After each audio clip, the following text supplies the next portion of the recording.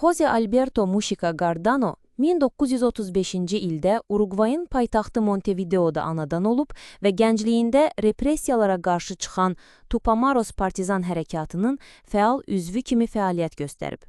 Bu səbəbdən o 4 dəfə həbs olunub.